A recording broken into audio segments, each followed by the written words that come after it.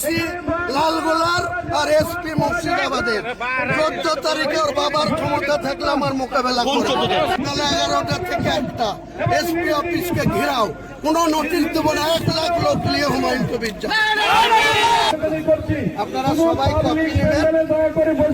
এটা মুর্শিদাবাদের কেস আমিরাত যখন ছিল, একটা কেস নাম্বার দেখুন, লালগোলা পিএস কেস নাম্বার 237/2025 ডেটে 20/3/2025। এই কেসে এনডিপিএস কেসে কে আসামি ছিল, এখানে ডিটেলস লালগোলা পুলিশ স্টেশনের পুলিশের কেস নাম্বার, তার সেকশন সব আছে। তারপরে 22 তারিখে আমি নতুন দল খোলার পর কিভাবে চক্রান্ত করে বহরমপুর পুলিশ পিটির পুলিশকে সানিরাজের নির্দেশে লালগোলার ওসি, লালগোলার সিআই আর ভগবানগোলার এসডিপিও কিভাবে সুপারিশ করেছিল সেন্ট্রাল গভর্নমেন্টের ইনকাম ট্যাক্স ডিপার্টমেন্টে, সুপারিশ করেছে, তার অ্যাসেসমেন্ট করেছে।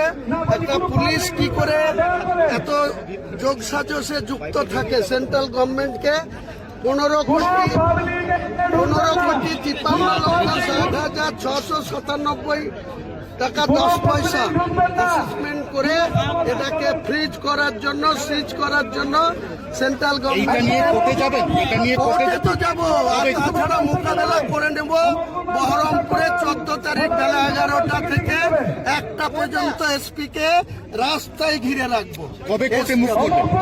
কোর্টে মুভ তো সেন্ট্রালে, দিল্লিতে মুভ করবো, কলকাতায় করব, সেসব পরে বলছি, কিন্তু ডকুমেন্ট নিয়ে এসছি, আপনাদেরকে কপি দিব।